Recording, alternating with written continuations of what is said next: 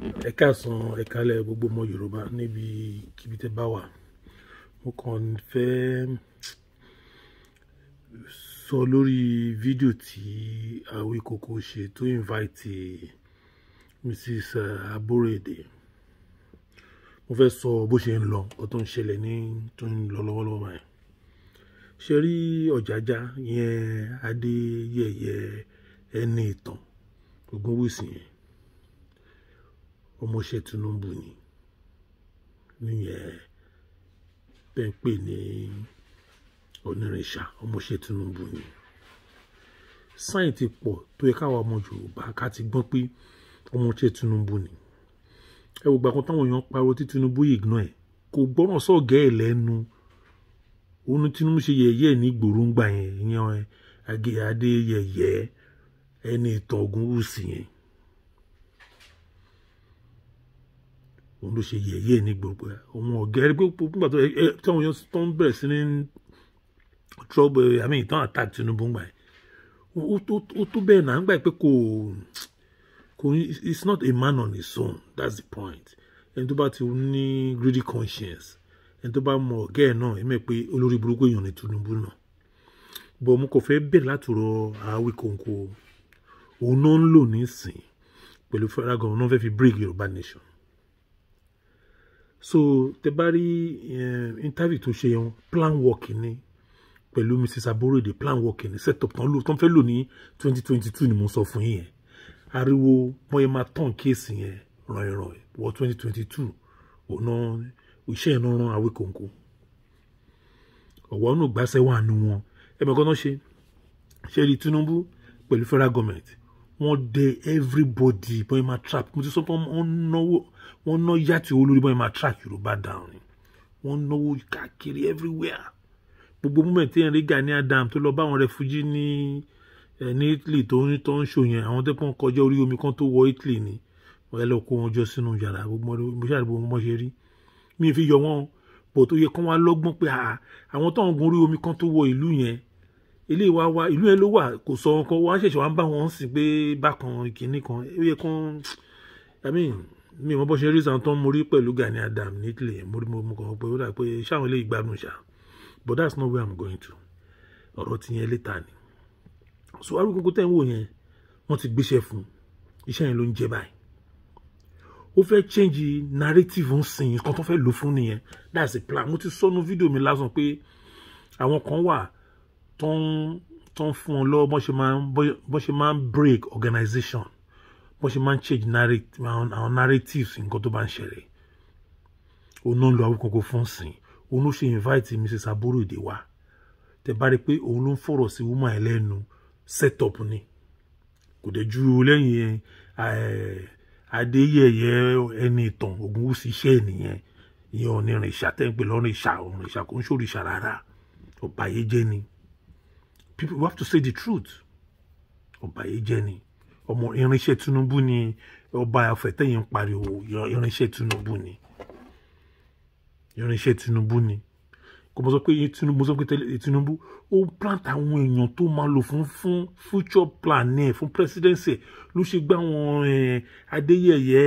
ẹni ìtàn Ògúnwùsì sí.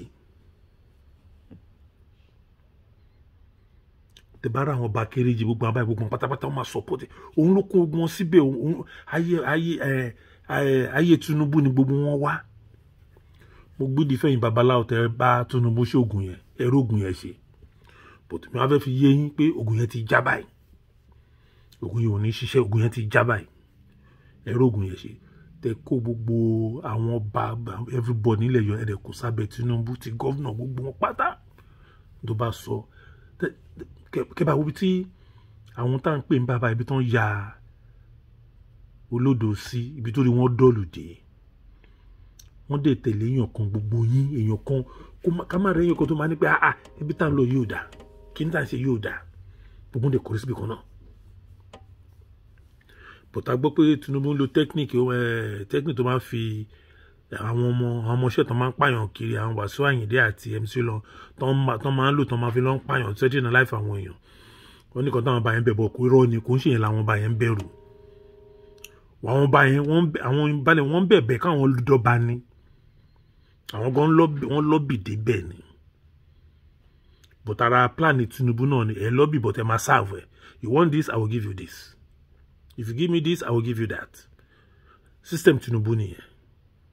Òun ló ṣe rí gbogbo ilẹ̀ Yorùbá torí kó wọn kó sábẹ́. Ó rí gbogbo Yorùbá. So gbogbo àwọn tó ń jẹ́ Yorùbá tẹ́lẹ̀ pé wọ́n ń ṣe ọ̀ndẹ̀ ní gbogbo wọn, gbogbo Afẹ́nifẹ́re ọ̀ndẹ̀ náà wà, Gani Adams ọ̀ndà Tinubu ní gbogbo wọn wà. Kò mú sọ pé mo gbèdè fún babaláwo tó bá aṣọ tó lè rí gbogbo ẹ̀ kó sábẹ́. But àwọn babaláwo mi sọ fún yín ogun tẹ́ ṣe fún Tinubu ó ti bàjẹ́ o. Ogun tẹ́ ṣe fún yín ó ti bàjẹ́ o. Nǹkan jẹ́ kẹ́ mọ́ ní babaláwo. Ẹ lọ tún mi ṣe ogun tẹ́ ṣe ó ti expire ó ti bàjẹ́. Kò tún ṣiṣẹ́ mọ́ lórí ọmọ ilẹ̀ Yorùbá mọ́ kò tún ṣiṣẹ́ mọ́. Ẹni tí tẹ́ bá gbé tẹ́ bá dárúkọ lórí ẹni agitator rárá. Ọmọ yín màlẹ́ mọ́ máa fún ìgbé. Ẹgbẹ́ ti ṣe kan tẹ́lẹ̀ tí ò ṣiṣẹ́ pẹ̀lú àjẹ́ 5 àti ilé tí Afa Akimu náà sọ ṣáàjẹ́ 3 ló pé wọn àbí oṣù tèmi ò tiẹ̀ tí ì ráwọn yẹn. Bẹ́ẹ̀ gbé wọn dìde. Àwọn àjẹ́ 5 yẹn gọ́ọ̀sì tí wọ́n ti bá wọn báyìí ẹ̀ńtẹ́yìn náà mọ̀ ni. Àwọn àjẹ́ 5 wọn pé 5 mú tí wọ́n ti bá wọn bó ṣe wà. But ìyẹn kọ́ ni mo fẹ́ sọ sí pláì kan ti lọ so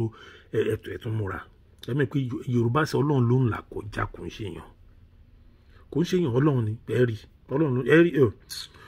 mo ti sọ fún yín pé ọdún ìwọ́dún tó ń bọ̀ sí ẹ̀rí gbogbo ẹ̀ máa bẹ̀ sí ní tú jáde ó ṣe ń rìn yẹn ni ẹ̀ máa tú jáde kò tí yà. So ọ̀rọ̀ Awíkonko tí mò ń sọ yìí wọ́n ń lò lọ́wọ́lọ́wọ́ báyìí. Ó fẹ́ òun náà lò kó change narrative tó máa fi arrest bàbá wa Sunday Igboho. So game tó fẹ́ play ń sin ni pé àwọn Benin wọ́n á release Sunday Igboho wọ́n á ṣe wá place another charges. Ṣé ǹgẹ́ ti ń sìn iṣẹ́ tán lo Awíkonko fún mò ń sọ fún yẹn o. Wọ́n á ṣe wá place another charges lórí bàbá wa Sunday Igboho. Pé òkè pé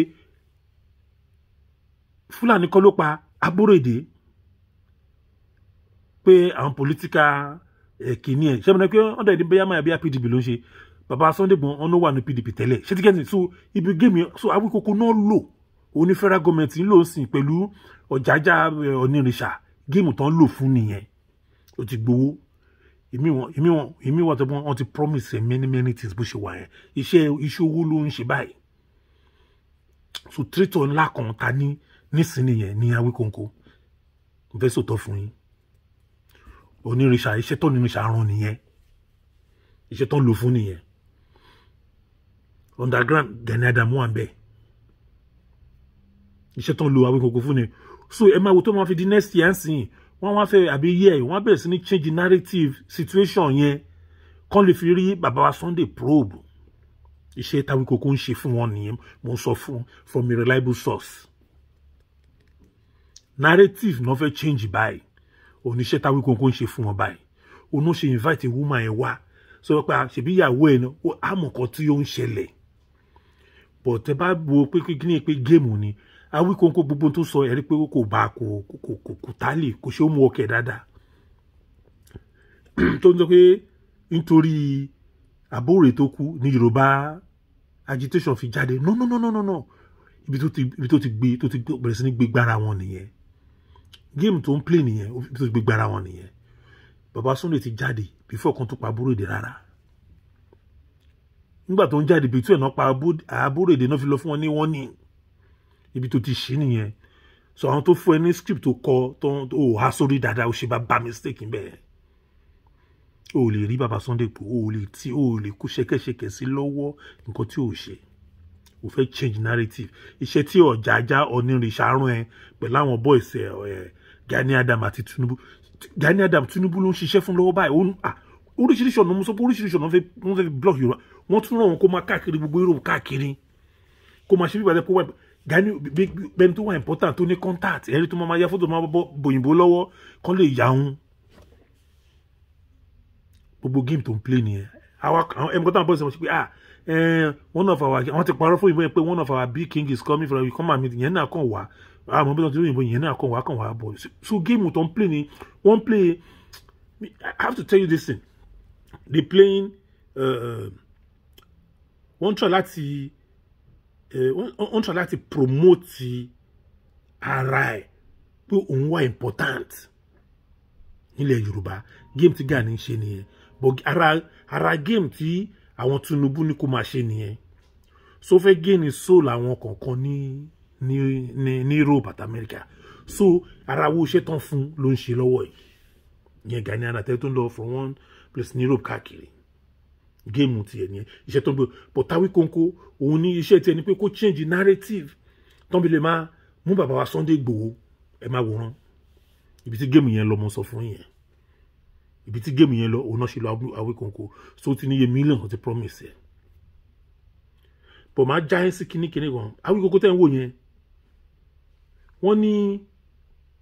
ìyá ẹ̀ àbí ìyá bàbá àbí or something like that pé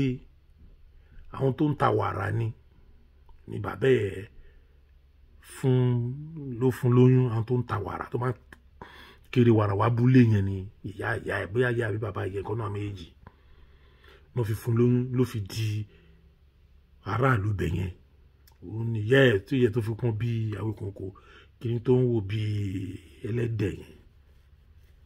very dirty soul mi rí wẹ́rì tó bá ní ọ̀dàlẹ̀ òun àti Fani Káyọ̀dé tó bá ní ọ̀dàlẹ̀ ayàtọ̀ mi rí wẹ́rì tó ń pe Sunday Igboho ní bọ́dẹ̀ epo ràn ẹ́ lọ́wọ́ ò ní rálànú mu gbogbo tí ọ̀ní rìṣà promise ẹ̀ ò ní dúró jẹ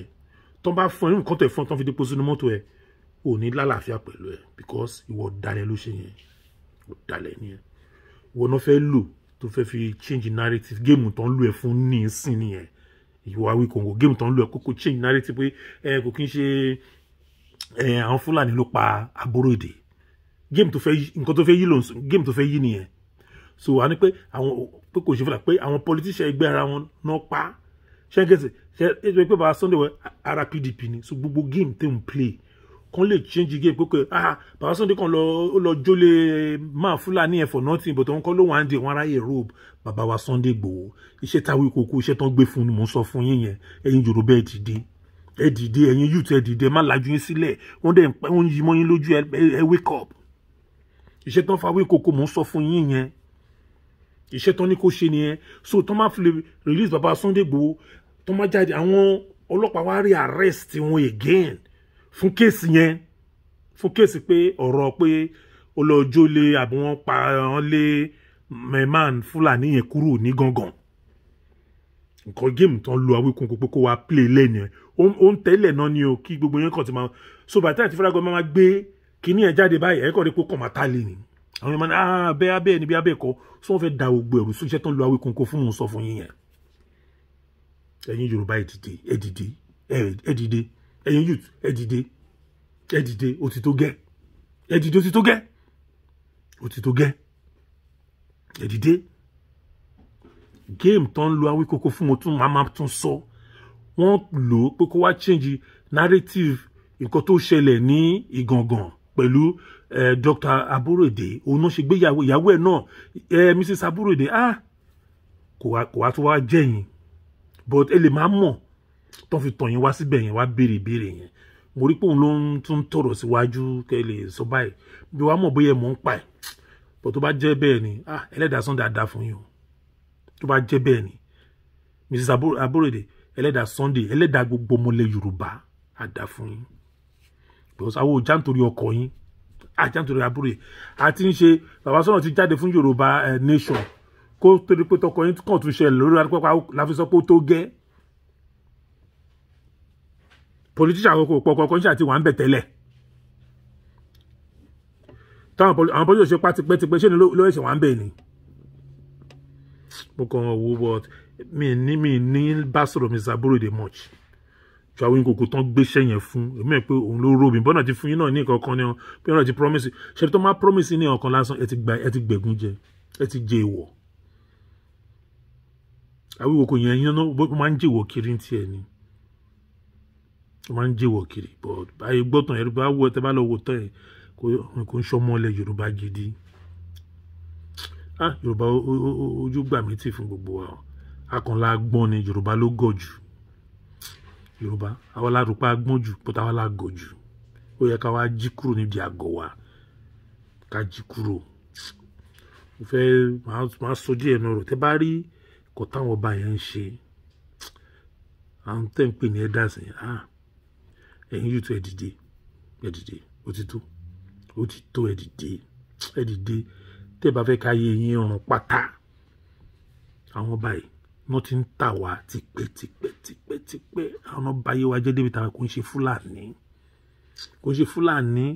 irọ́ ni òwe Yorùbá tó máa ń pa yẹn tó máa ní kákọ́ lé kìíní kan ká padà wá padà bọ̀ wá bá ara ilé àbọ̀ ọmọ oko dẹ̀ náà pé ẹ má ṣe yẹn mú owó yẹn ò ṣiṣẹ́ ẹ má lẹ ẹlẹ́yọ̀rọ̀ lọ́nà ẹ má lè lọ́nà ẹ fa bọ̀sádìyẹ nínú ilé náà ẹ fa padà sínú ilé gangan ni wàhálà wà inú ilé ni wàhálà wà oríṣiríṣi ọ̀rọ̀ pọ̀ bọ̀ bó bá ṣe ń tásìkò ni màá máa sọ mí ìjáde díẹ̀díẹ̀ bọ̀ táwọn ìkókó tó ń ṣe lọ́wọ́ nǹkan tó fẹ́ ṣe mò ń sọ fún yín òun náà lò kó change narrative nǹkan tó ṣẹlẹ̀ ní gangan àwọn ìkókó náà lò lọ́wọ́ báyìí òun ni spokesman fún APC àti Nigerian Federal Government àti onírìṣà àtàwọn ọba òun ni spokesperson fún gbogbo wọn sìn ìyẹn Awíkonko tí ẹ ní pé kókò máa change àwọn máa gbéṣẹ́ fún wa máa change gbogbo narrative bó bá ṣe ń lọ ààrẹ ní ilé ìtẹ̀tìrí tó ti kọ́ bẹ̀rẹ̀ yìí tó ti fẹ́ bẹ̀rẹ̀ tó ti rí pé bàbá wa Sunday Igboho ti fẹ́ jáde lọ́n sáré lọ́n Awíkonko kó máa tẹ́ gbogbo news narrative kó máa change narrative yẹn kalẹ̀ already so by the time ti federal government bá gbé wèrè wọn dé kò ní news yín mọ́ àkàpẹ́ àbóyá lóòótọ́ ni bóyá kinní kan ẹjọ́ nítorí ọlọ́ Yorùbá ẹ wake up mo fọlọ́n bẹ̀ yẹn jọ ẹ wake up ẹ má yẹ kẹ́ lè tún ṣẹlẹ̀ àgbúrò máa fi gbé ẹ má ìkílẹ̀ àgbúrò máa fi gbé ẹnu sọ ẹ má ìkílẹ̀ tún ṣẹlẹ̀ ìṣẹ̀tàn gbéràn Awíkonko mo sọ fún yín ọ̀chá jáde náà lò tó lè jíṣẹ́ yẹn fún Awíkonko táwíkonko máa gbọ́ ọ̀chá já náà lò Adéyẹyẹ òun náà lò Adéyẹyẹ ní ìtàn Ògúnwùsì òun náà lò ibi bá ti mọ̀ pé Adéyẹyẹ ní ẹ ti mọ̀ pé òun bó ṣe wà yẹn pé ẹrú ọmọọṣẹ́ Tinubu ni ẹrú Tinubu ni onírìṣà ẹrú Tinubu ni nígbà tó di ọba tó ń campaign abẹ́rẹ́ ẹ wá ní respect ṣọba làwọn yẹn ṣá ọdún lè fẹ́ ṣe lè dà kò sí bàbá wọn ṣe làwọn ọmọ náà continue gbogbo ẹ̀kọ́ ṣàdójú Aláàfin náà sẹ́yìn kẹba mi pé àwọn bàbá yìí àwọn gangan ni ọ̀dà àwọn náà jẹ́ kí ilẹ̀ Yorùbá tòrò tipẹ́tipẹ́ Tinubu dẹ̀ ti mọ̀ yẹn ló ṣe wá plant àwọn ọba gan so àwọn báyọ̀ yẹn gbogbo náà lóyà sí gbogbo náà ti múlẹ̀ pẹ̀lú wọn lè dá bó ṣe wà yẹn ó ti ṣiṣẹ́ gbogbo wọn mọ́ṣẹ́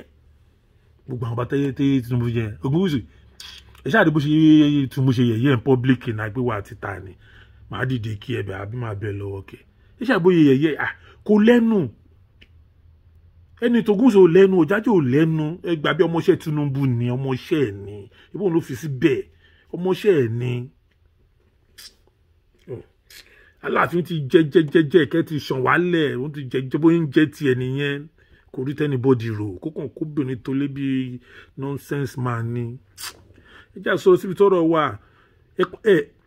mo fẹ́ sọ fún yín pẹ̀lú gbogbo ẹ̀yàn balẹ̀ Yorùbá ìwé pátá from A to Z gbogbo ẹ̀yàn bọ̀ ṣe wàràwàrà yẹn tẹ́ ń pẹ̀lú ayé lọ bá 31 bẹ́ẹ̀ for the past 20 years 30 years gan 50 years gan oní rọ́bìṣì ni gbogbo yín rọ́bìṣì ni gbogbo ẹ̀yàn bá yẹn àwọn kọ̀ọ̀kan wà tó dánú yín o màá sọ̀tọ̀ mi ò máa tẹ́ mi mọ ìlú yẹn bóyá tí màá ṣe mi ṣe Ìlá àwọn tó ń pè lọ́ba nìyẹn ọba Ṣíṣómólú ni tẹ́ wá báyẹn náà support tó rí iná àwọn bàbá tó ní vision nìyẹn then ọba tó support bàbá tó kọrin tó wọn àti bẹ́ẹ̀ kankan pé kọ́ máa fogun jà pé kọ́ máa wò wá níran àwọn ọba nìyẹn ṣé láwọn tó kù yẹn ẹgbàgbé wọn àwọn yẹn wọn kò sẹ́mi Ọlọ́run wọn ewu bílẹ̀ Yorùbá ṣe rí wọn ò lẹ́mi Ọlọ́run kò sẹ́mi Ọlọ́run mọ́ tó fi dórí àwọn mùsùlùmí tó fi dórí kírísítẹ́nì náà kò sẹ́mi Ọlọ́run mọ́ gbogbo àwọn ìmáàmù yẹn náà rádaràda rédèrèdè náà ń ṣe wọ́n tún gbéṣẹ́ àfún èèyàn kan gbogbo yín dẹ̀ pọ̀ tẹ̀lé èèyàn kan orógùn yẹn ṣe sẹ́ Tinubu àwọn ibà balẹ̀ ṣògo fún yẹn kò ní dáa fún ìyá yín gbogbo ẹ bàbá tẹ ṣoògùn fún Tinubu yẹn kò ní dá fún ìyá yín bàbá yín kò ní dá fún bàbá yín kò ní dá fún gbogbo yín kò ní dá fún Ọ̀rúnmìlà òṣì tí gbogbo yín ń sìn àwọn tó ń sọ Ọ̀rúnmìlà gidi wa bọ̀tẹ̀ yín tẹ́ pé Ọ̀rúnmìlà tí ò da ìkàlẹ̀ fi ṣe fúnlẹ̀ Yorùbá kò ní dá fún bàbá gbogbo yín ẹ lè jiyàn náà ẹ lè jiyàn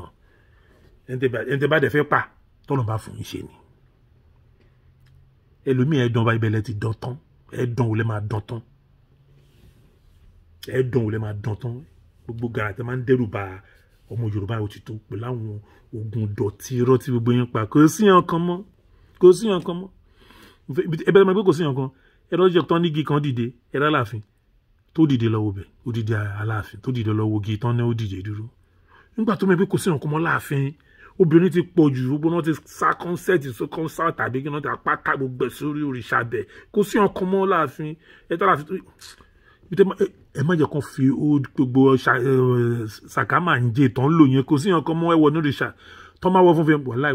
fẹ́ẹ̀kì ni gbogbo ẹ̀ fẹ́ẹ̀kì idán fẹ́ẹ̀kì ni gbogbo ẹ̀ fẹ́ẹ̀kì èmi sọ bẹ́ẹ̀ fẹ́ẹ̀kì ni gbogbo ẹ̀ fẹ́ẹ̀kì kókò fi máa ṣe paparazzi yẹn láìkí paparazzi tiẹ̀ kó máa catwalk kiri kó like paparazzi but it's a shame ẹ̀yin tẹ́ destroy ilẹ̀ Yorùbá Ọlọ́run á destroy tìrantìran anybody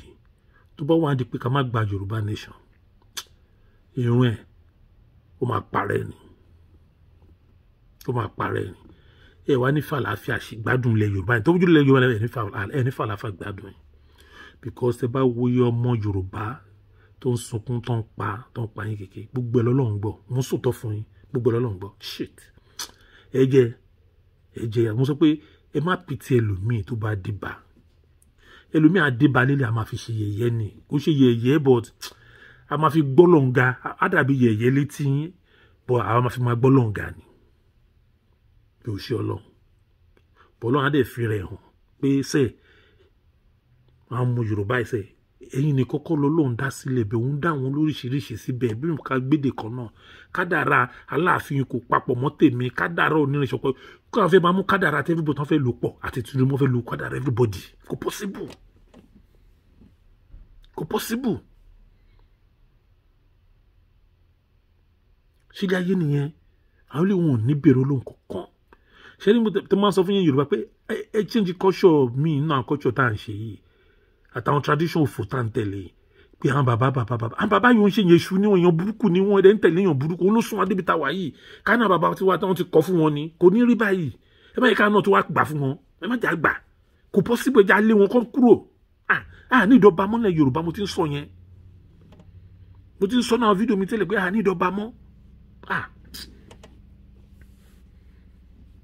ní ìdọ́ba mọ́ ok ẹ wo Lámídì bóyá ẹ Aláàfin ẹ wo Ìyọ̀bù ṣeré paru tán fi bá wa tí ta tó fi pé paru lọ yàn lẹ́yìn kó kọ́lé fóbìnrin gbogbo tó mọ̀ nìyẹn gbogbo tá láàfin máa kó kọ́lé fóbìnrin kó wá bímọ bí èkó ẹ̀dá kó máa tì wọ́n bọ pósì káàkiri àmì sẹ́nétọ̀ nǹkan tó ń wà nìyẹn mi mọ̀ nítorí òye yín ni Aláàfin nǹkan tí òye yín ni màá sọ fún yín lẹ́yìn pé ẹ̀yin ń rò ní tọ́lọ́run ọ̀tọ̀ gbogbo tẹ́yìn gbìyànjú Ọlọ́run máa gbà ó fẹ́ dànù lọ́wọ́ kan gbogbo tẹ́yìn rò yẹn ó di kẹ gbóná ju ṣọ̀pọ̀nà lọ ó di lọ́lẹ́ ọ̀sẹ̀ alọ́lọ́run lálẹ́ Yorùbá kọjá ó dàbí pé ẹ̀ tí gẹ̀ẹ́tì kìíní yẹn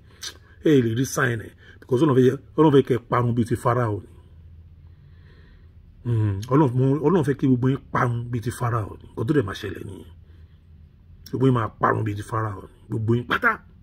ẹ máa parun bíi ti Fáráò ni because àwọn tó ń pè Ọlọ́run lójoojúmọ́ gbogbo yín máa parun bíi ti Fáráò ni gbogbo yín tẹ́ ẹ fẹ́ kárí ilẹ̀ Yorùbá gbà yẹn ẹ máa parun bíi ti Fáráò ni gbogbo ìpínlẹ̀ nǹkan náà pẹ́ máa wòran yẹ̀yẹ́ ẹ̀yìn ẹ̀sìn yìí ń bọ̀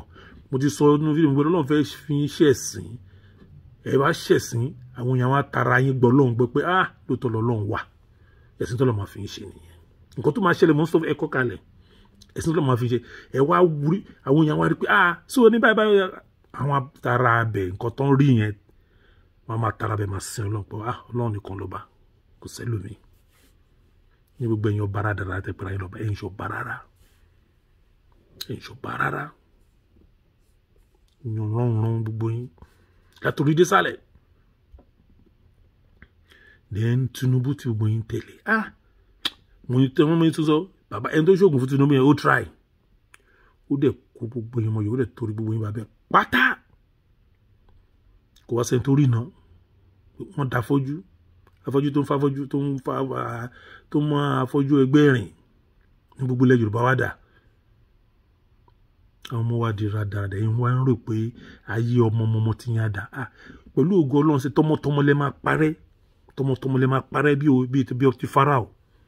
tó máa parẹ́ gbogbo yín gbogbo ẹ̀yin ọba ẹ̀yin lídà òṣì ẹ̀yin Afẹ́nifẹ́re olè oníjẹkújẹ ẹ̀yin bàbá òṣì ẹ̀yin bàbá òfò ẹ̀yin bàbá àdánù. mo kàn fẹ́ sọ̀rọ̀ àwíkọ̀kọ̀ ẹni mo kàn fẹ́ sáré fún yín ní information yẹn so kí gbogbo ẹ̀yin YouTube Yorùbá gbogbo ẹ̀yin ọmọ Yorùbá ẹ dìde ẹ ṣàìní ojú yín tó bá fẹ́ ṣẹlẹ̀ mọ́ ń sọ fún yín narrative tó ní kí Awíkókó wá ṣe nìyẹn so àtọ́ máa release bàbá Sunday Igboho so case tó máa gbé jáde next nìyẹn mo kàn ń já yẹn sí case tó máa gbé jáde pé Sunday Igboho destroy ilé Fúlàní ibi tó ń lọ ní pé ó destroy ilé Fúlàní nǹkan kan pé wá ṣe case ibi tí so narrative tó ń lo Awíkókó wá ṣe síta nìyẹn ẹni pé nǹkan tó wá ṣe tó dẹ̀ lo Mrs. Aborode yẹn tó lo woman yẹn bọ̀ bóyá woman yẹn náà gbẹ̀gúnjọ mi ò lè sọ bọ̀ ó kò kọ́ lọ ẹlẹ́dàá Yorùbá á dá gbogbo yín lẹ́jọ́ bẹ́ẹ̀ máa wòran ẹlẹ́dàá Yorùbá gbogbo àwọn ọmọ Yorùbá tẹ̀lé kúrò tó ń kú tí ìnira dé bá ìnira dé bẹ́ẹ̀ yín náà Ọlọ́run ti gbọ́ kí wọn gbàgbé àná máa ṣẹlẹ̀ ẹ máa wòran àló máa ṣẹlẹ̀ ṣebí wọ́n sọ fún Fáráò títí tí ilé ìsọ pé wọ́n ní lélẹ̀ tẹ́ bá ń kí bàbá Sunday Igboho mo rí èèyàn tó jẹ́ mọ̀ ó dà pé màá rán yín padà tẹ́ bá lo language kan ó ní ẹ̀yin bàbá ẹ wá ọkọ̀ Noah ayé ṣì wà tí ó bá sáyé lè rí bí gan mọ́ ibi tọ́rọ̀ yín lọ lẹ́ ń bá wọ̀ wàláì gbogbo yín parun nínú òkun pupa ní gbogbo yín máa parun sí omi á gbé gbogbo yín lọ gbogbo ìdọ̀tí yẹn á gbé lọ pápá nílẹ̀ Yorùbá ní rí gbogbo yín ìdọ̀tí òṣì yẹn mọ́ gbogbo yín pátá ìṣe pìtì bọ ọ̀rọ̀ Tinubu máa ṣe fídíò lórí Tinubu ibi tí yẹn rò pé bóyá òun smart dé ibi tí a máa pè yẹn yọ lórí burúkú mú kọ bí ẹjẹ yín tì yín dẹ ibi tí yẹn yọ lórí burúkú dé kò gbádùn kò lè dá dúró wọn á gbé ṣe àsíndì ṣé onípò agbèwọnú mọ́ṣáláṣí ìyàwó ẹ̀ náà lọ sínú ṣọ́ọ̀ṣì àṣẹkẹ pẹ̀lẹ́ síbẹ̀ a máa pàṣẹ nínú ṣọ́ọ̀ṣì òun sọ pé rìdíìmù náà olóṣì ní gbogbo àwọn rìdíìmù yẹn náà pátá báwọn rìdíìmù náà ṣe na nínú àwọn agitators wa ní Amẹ́ríkà nìyẹn fídíò wà nù fídíò tí Oyèdélà gbé jáde àti Fúnkẹ́ Ìyálájé ó wà nínú kíní wọn náà wọn ta CCTV kámẹ́rà wà ó ẹ̀yin rìdíìmù ẹ ti kànjọ̀gbọ̀n ẹ̀yin rìdíìmù ẹ ti kànjọ̀gbọ̀n kò tí ó yìn já ẹ ti kànjọ̀gbọ̀n kẹ́ bá a mọ̀ ewu tó ń brainwash yín dé odidi church odidi pastor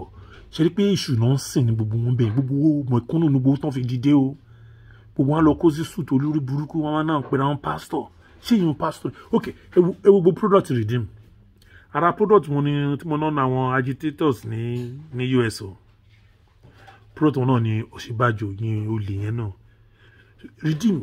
ṣọ́ọ̀ṣì yóò ṣe ṣọ́ọ̀ṣì èdò Adébóyè ṣọ́ọ̀ṣì ẹ kò ṣiṣọ́ Ọlọ́run ọ̀run ẹ Adébóyè Ọlọ́run ọ̀run ẹ you are just a businessman ẹ dàbí àwọn church tó máa mú síyàn lóru tó ń lo àwọn èèyàn ní owó àwọn mẹ̀kúnnù lẹ̀ ń lò ẹ tún gbowó àwọn mẹ̀kúnnù yẹn tán ẹ fi kọ́ church ẹ fi kọ́ school àwọn mẹ̀kúnnù tẹ́gbọ́ ẹ̀wọ̀n lè lọ bẹ̀ so kí ni Ọlọ́run wèrè wo lẹ́yìn ń sìn ẹ̀yin rìdíìmù Ọlọ́run wèrè wo lẹ́yìn ń sìn Ọlọ́run wèrè wo lẹ́yìn ń sìn kò sámi Ọlọ́run ọkọ ní gbogbo ṣe sí àfi bring tight náà ni l'Amẹ́ríkà náà tight náà ń gbà kiri náà ṣíṣọ́ṣe òṣì káàkiri owó yìí náà ni then connection kò lè gbọ́ politics kò lè get connection ni tẹ́ bá wo ìtàn Jésù ara kan tí Jésù fi wọnú church kan tó sọ pé don't turn my father's house into business tó bẹ̀rẹ̀ sí ní dá gbogbo àtẹ́wọ̀n nù òun ni ìwọ Adébóyè ń ṣe ìwọ ni ló ń pàtẹ sínú church Adébóyè iṣẹ́ tó ṣe ó ló ń pàtẹ sínú church kò gbogbo pastor redeem gbogbo pátá olè mo ti bá yín ṣiṣẹ́ rí náà mo ti sọ fún yín mo gba contract ní redeem rí mo mọ bẹ́ẹ̀ ṣe ń operate now I'm talking from experience mo mọ bẹ́ẹ̀ ṣe ń operate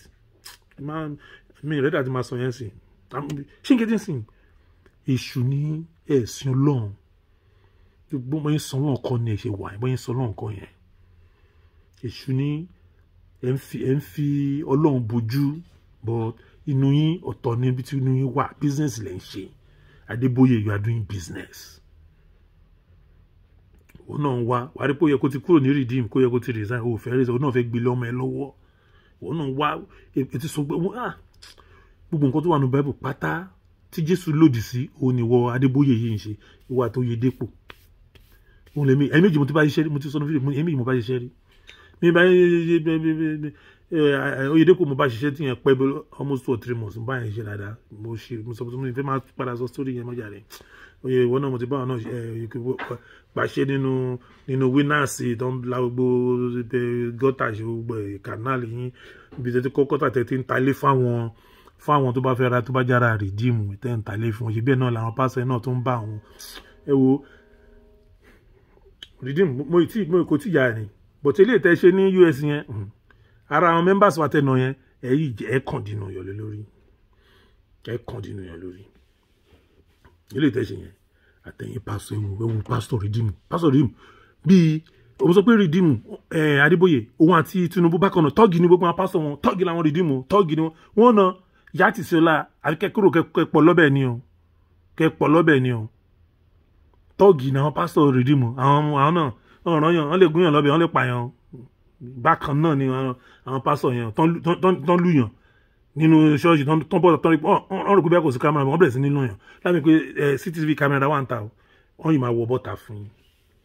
gbogbo ẹni tẹ́ ná bàbá àgbàlagbà yẹn tún ṣe nǹkan ọwọ́ yín tẹ́ fi ná bàbá yẹn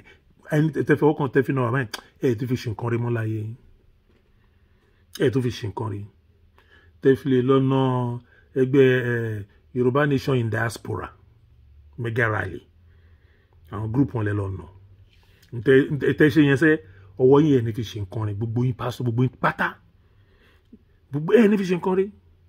nínú pásítọ̀ wọn sọ pé ẹ wò ó bọ́n yẹn ń fìyà jẹmọ wọn fi kẹtẹ wá ní ẹ wọlé ẹjọkọ ẹjà gbàdúrà Anítọ́gì ní Adébóyè ń rèézì òun àti Tinubu kan bákan wọn yẹn pé ti Tinubu kan wọ́ sí ó strong ju tiẹ̀ lọ ni another method làwọn Adébóyè àwọn churches yẹn ń lò another method ní títí wọn another method àwọn ilé ń ṣe yan Ọlọ́run ẹ̀kan ń lọ ń dáwó síbẹ̀ náà ń ṣe connection àwọn tó wá sí ìjọba náà connection náà ń wá lọ mo mọ̀ bó ṣe ń lọ mo ti sọ fún yín tẹ́ bá fẹ́ wọ politics ẹ lọ sí redeem ìsìnlẹ̀ ẹni Tinubu ò bá jẹ́ because ìyàwó ẹ̀ inú redeem ló wà connection mo sọ fún yín èrò dàpẹ́ ti gẹ́tì ibi tí àwọn olórí burúkú àbá ibi tó ń ba ilẹ̀ Yorùbá dé wọ́n wọ́wọ́ náà criminal ni gbogbo criminal moves together ni born of the same feather ni gbogbo wọn gbogbo tẹ̀ born of the same feather ni wọ́n one of the same feather ní gbogbo wọn gbogbo àwọn pásítọ̀ tẹ̀ ń wo ibi náà ti ń jẹ underground àwọn náà ń pè ní underground tẹ bá fẹ́ gbégbóná náà máa fi wàásù Ọlọ́run ní kẹ́ ṣe báyìí ẹ̀ máa mú yín wálẹ̀ iṣẹ́ tó ń gba àwọn pásítọ̀ sì yẹn fún nìyẹn kọ́ máa mú yín wálẹ̀ tó máa pa yín lọ́mọ wọ́n á tún mú yín wálẹ̀ àmúwọ́ Ọlọ́run ní kíní àmúwò sì wà láì tit for tat ní Yorùbá ìdìde tit for tat ní kẹ́ bẹ̀rẹ̀ tit for tat.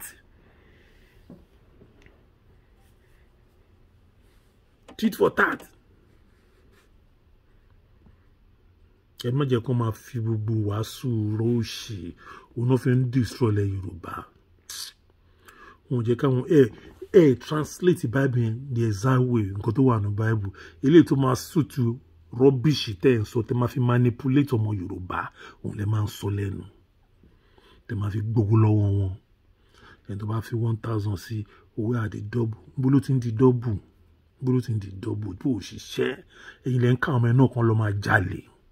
ẹ̀yin lẹ́yìn tí wọ́n kàn máa ṣe yahoo ẹ̀yin pastors òfò yìí náà ni tó máa ṣe yahoo tán wọ́n á tún jẹ̀gbẹ́ ṣe gbogbo owó ẹ̀ náà lẹ́yìn náà máa tún wọ́n á gbà lọ́wọ́ wọn ẹ wá ní wọn ò ní ṣe yahoo àní pastor gbogbo yín àti imam gbogbo yín gbádùn ilẹ̀ Yorùbá nǹkan ti ṣe yín bọ̀tọ̀ Ọlọ́run ti ń gbàbẹ̀ kọjá báyìí òun yàtọ̀ àná Ọlọ́run ti ń gbàbẹ̀ kọjá gbogbo ẹ̀yin ọ̀dàlẹ̀ tírẹ́tò tẹ wà nínú ilẹ̀ Yorùbá Ọlọ́run máa pa yín rẹ́ gbogbo yín pátá Ọlọ́run máa kó lọ bí ogun Fáráò tó gbé wọn lọ àní gbòòrò yín mọ́ ilẹ̀ Yorùbá wa lálàáfíà because mi mọ ìkó tó ń ṣe yẹn àgbàlagbà tẹ ẹ kàn dàgbẹ́ ẹ̀ dànù gbogbo àtọ́ba ẹ kàn dàgbẹ́ ẹ̀ bí ẹ̀ ní common sense odidi Fúlàní nínú ilẹ̀ yín wọ́n dẹ̀ ń control yín wọ́n ń gbé yín kọjá lórí ilẹ̀ yín ẹ wo Tinubu bóyá ń ṣe bí ọ̀dẹ̀ it's a disgrace pé wọ́n ní Yorùbá kan ló ń ṣe bí ọ̀dẹ̀ ẹ wo tó ń lọ́bì pẹ̀lú Fúlàní lórí ilẹ̀ yín lórí nǹkan yín ẹ̀dẹ̀lẹ̀ smart wọ́n sọ pé Yorùbá wọn ní Yorùbá ló gọ̀ jù ẹ tó já sọ́tọ̀ Yorùbá ló gọ̀ jù Yorùbá ló gọ̀ jù ẹ tọ́ra yín mọ́ Yorùbá smart irọ́ ni Yorùbá ló gọ̀ jù but ó lè má jẹ́ but our new set of Yorùbá gbogbo rubbish gígọ̀ táwọn bàbá òfò yẹn ṣe gbogbo bàbá àgbàlagbà wọ́n rí rọrùn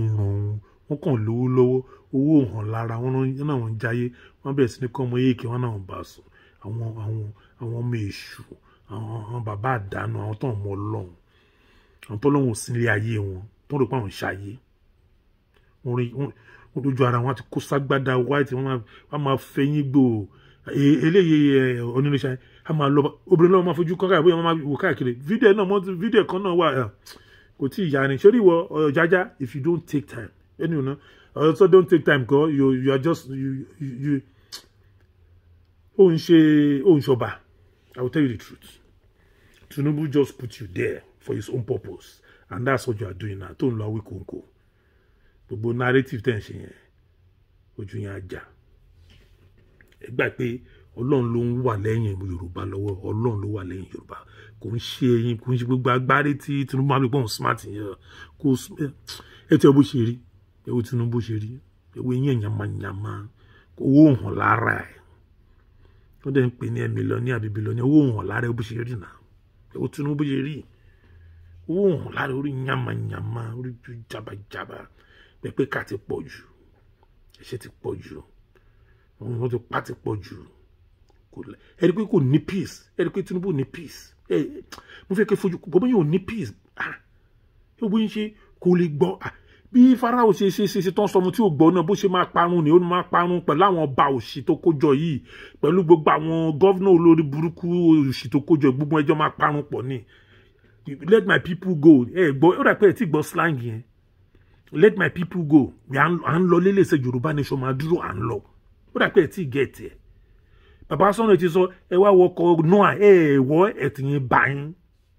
ẹ tẹ̀ máa wà nídìí because àti ẹ̀fẹ́ yín èmi ń gbàdúrà pé kọ́lọ́n jẹ́ kí etí yín máa di mo ń gbàdúrà kọ́lọ́n má jẹ́ kẹ́ ẹ gbọ́ mo ń gbà kọ́lọ́n lé ọkàn yín bó ṣe lọ kàn àwọn kan tó fi pa wọ́n run bọ́lọ̀ ṣe máa lé ọkàn yín di kòkòkò tí ìyá yín máa fi parun gbogbo yín sọ́dọ̀ táwọn tẹ́tí fìyà jẹ wọ́n tara yín wọ́n máa sìn Ọlọ́run because ìkọ́ tó ṣẹlẹ̀ nínú Bible tẹ́lẹ̀ náà nìyẹn nígbà tó ń pa Fáráò rẹ̀ àwọn tó sọ Ọlọ́run tó wá ń sọ Ọlọ́run tara Ọlọ́run dìde tó bẹ̀rẹ̀ sí ní sọ Ọlọ́run wá pọ̀ wọn ju ti tẹ́lẹ̀ lọ bọ́ọ̀lù máa ṣe fi ń ṣe sample nílẹ̀ Yorùbá nìyẹn ẹ kọ́ kalẹ̀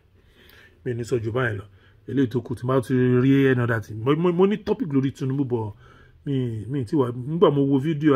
Awíkóńkó mo ní pé kí n kàn sáré wá briefing pé wọ́n ti já mi sí o level tó ń lọ Awíkóńkó fún mo ti sọ fún yẹn kó wá change narrative so tó máa release bàbá wa kọ́ lọ arrest ẹ̀ padà ló ń change narrative yẹn lẹ̀ fún federal government ilẹ̀ pé kò kí ń ṣe Fúlàní ló pa Aborode ṣe pé politics ẹgbẹ́ wọn ni but wọ́n á sọ pé bàbá Sunday lọ destroy ilé Fúlàní ibi tán fẹ́ rọ́ọ̀bù kéèsì yẹn so Awíkóńkó ló ń bá wọn tẹ́lẹ̀ kéèsì yẹn lẹ́ǹsìn òní spokesman wọn ń sìn ló ń bá wọn tẹ́lẹ̀ kéèsì yẹn lẹ̀ ẹ máa gbọ́ bó ṣe ń lọ nìyẹn mo kàn ní sọ jù báyìí lọ ẹni tó bá lọ́gbọ́n àwọn tó bá tún jẹ́ kí wọ́n á mọ̀ pé wọ́n á find out ẹ̀nà ẹ̀tún lọ find out narrative bó ṣe ń lọ nìyẹn ẹni tó lóun bá bàbá wa Sunday Igboho pé gbọ́n òun ni kinní kan òun nìyẹn o tó náà àwọn jọ relate òun nìyẹn o ṣẹ́tìrí tó ń pè nílé ayé nìyẹn tó ń pè nílé ayé nìyẹn tó ń pè nílé ayé lẹ́tìrí yẹn lọ́dọ̀ Awíkóńkó ẹ wo tó ṣorí pé pọ́n bí orí àparò báyìí tó lọ sọ́dọ̀ bàbá Sunday ńgbà yẹn ẹ̀ràn tí wọ́n tó ń ṣe ibi tó náà ṣe gbogbo ọ̀nà mọ̀ nǹkan tó dẹ̀ ń pa mo mọ̀ wá Sunday nǹkan tó ń pa wọ́n ni máa yẹn ti náìsì jù ìyẹn màá ló gbélékè o mo sọ ẹ má ṣèkà o ẹ má retaliate o ẹ má ṣèkà òun ló gbé bàbá yẹn lékè àmì Ọlọ́run wà lára ẹ̀ lára bàbá Sunday àmì Ọlọ́run wà lára ẹ̀ lè rí pé àwọn tó rí o àwọn tó mọ̀ mo mọ̀ pé àwọn kan wà tó mọ̀ pé àmì Ọlọ́run wà ẹ̀ lè Ọlọ́run ló gbé dúró bó ṣe wà yẹn kò ń ṣẹ̀yìn ẹ ló máa gbọ́rọ̀ ẹnu ẹ̀ mẹ́ pé ibi tó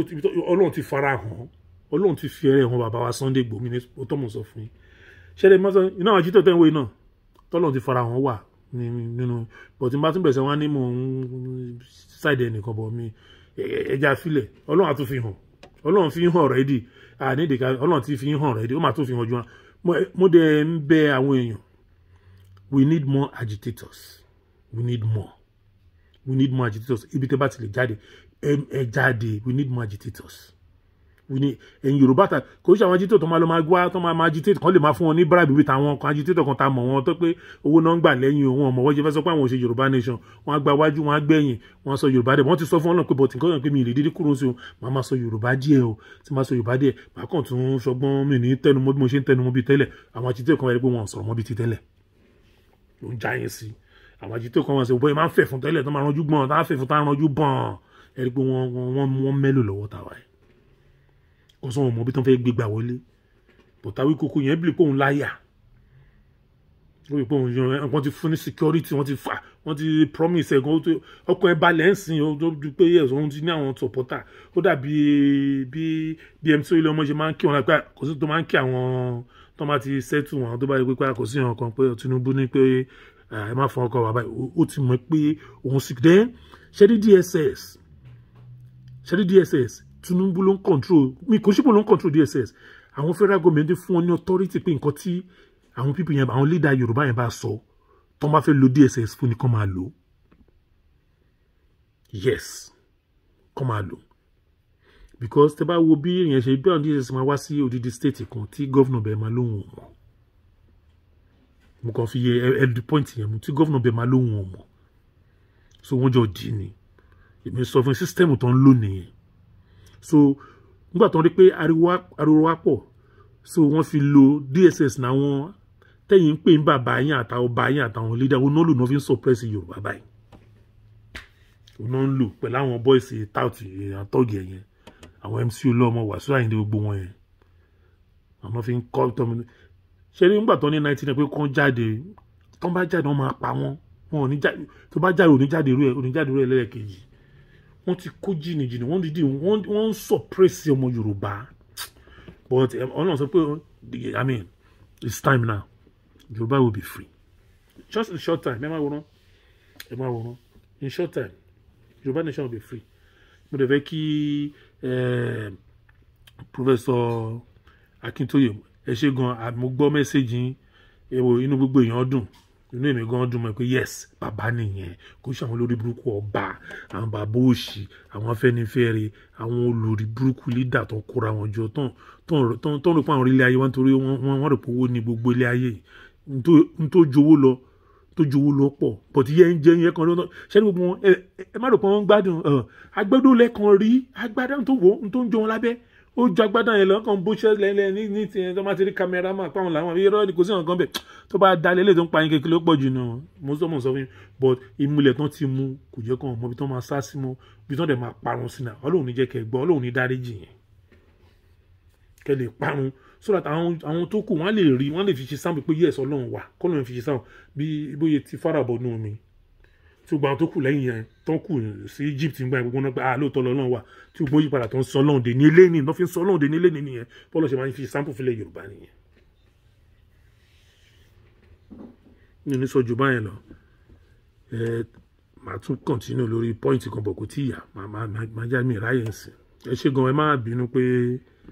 mo ń dá sọ̀rọ̀ ń gbà mí ní the last point so mo kí yín gan ẹ ṣe gan ó dà o.